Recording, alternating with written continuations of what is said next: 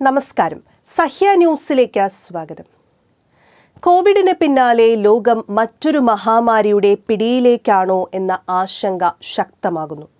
Covid മഹാമാരി പടർത്തിയത് corona virus ആയിരുന്നുവെങ്കിൽ ഇക്കുറി ഭീതി പരത്തി പടർന്നു പിടിക്കുന്നത് മാരകമായ ബാക്ടീരിയകളാണ്. സ്ട്രെപ്റ്റോകോക്കസ് പയോജൻസ് എന്ന ബാക്ടീരിയയാണ് വില്ലൻ. മാംസം ഭക്ഷിക്കുന്ന ഈ ബാക്ടീരിയ ശരീരത്തിൽ പ്രവേശിച്ചാൽ 48 മണിക്കൂറിനുള്ളിൽ മരണം ഉറപ്പാണെന്ന് ആരോഗ്യ വിദഗ്ധർ ചൂണ്ടിക്കാണിക്കുന്നു. രോഗം പിടിപെട്ട ഭൂരിഭാഗം മരണവും 48 മണിക്കൂറിനുള്ളിൽ സംഭവിക്കുമെന്ന് ടോക്കിയോ വിമൻസ് മെഡിക്കൽ യൂണിവേഴ്സിറ്റിയിലെ സാംക്രമിക രോഗവിദഗ്ധനായ കെൻ കിക്കുച്ചി പറഞ്ഞു. രാവിലെ കാലിൽ വീക്കം കണ്ടാൽ ഉച്ചയോടെ കാൽമുട്ടിലേക്ക് വ്യാപിക്കുകയും 48 മണിക്കൂറിനുള്ളിൽ മരിക്കുകയും ചെയ്യുമെന്നും അദ്ദേഹം പറഞ്ഞു. 2022 5 യൂറോപ്യൻ രാജ്യങ്ങളിൽ ആ രോഗം റിപ്പോർട്ട് ചെയ്യപ്പെട്ടിരുന്നതായി ലോകാരോഗ്യ സംഘടനയും പറയുന്നു. സ്ട്രെപ്റ്റോകോക്കൽ ടോക്സിക് ഷോക്ക് സിൻഡ്രോം എന്നാണ് ഈ ബാക്ടീരിയ മൂലമുണ്ടാകുന്ന രോഗത്തിന്റെ പേര്.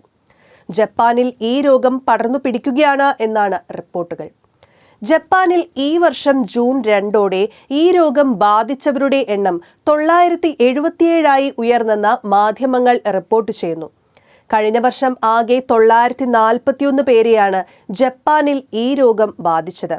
നിലവിലെ രോഗബാധ നിരക്ക് തുടർന്നാൽ ഈ വർഷം 25,000 കേസുകളെങ്കിലും റിപ്പോർട്ട് ചെയ്യപ്പെടുമെന്നാണ് വിലയിരുത്തൽ. ഗ്രൂപ്പ് 8 സ്ട്രെപ്റ്റോകോക്കസ് സാധാരണയായി കുട്ടികളിൽ തൊണ്ടവേദനയ്ക്കും വീക്കത്തിനും കാരണമാകാറുണ്ട്. എന്നാൽ ചിലരിൽ ഇത് സന്ധിവേദന, സന്ധിവീക്കം, പനി, കുറഞ്ഞ രക്തസമ്മർദ്ദം തുടങ്ങിയ ലക്ഷണങ്ങളും കാണിക്കുന്നു. 50-ന് മുകളിൽ പ്രായമുള്ളവർക്ക് ഇത് ആന്തരികാവയവങ്ങളെ ബാധിക്കുകയും ശ്വാസകോശ പ്രശ്നങ്ങൾക്കും കോശനാശത്തിനും കാരണമാവുകയും ചെയ്യുന്നു. ഇത് മരണത്തിന് വരെ ഇടയാക്കുന്നു. 30% രോഗബാധയേറ്റാൽ മരണനിരക്ക്. News desk, Sahya news.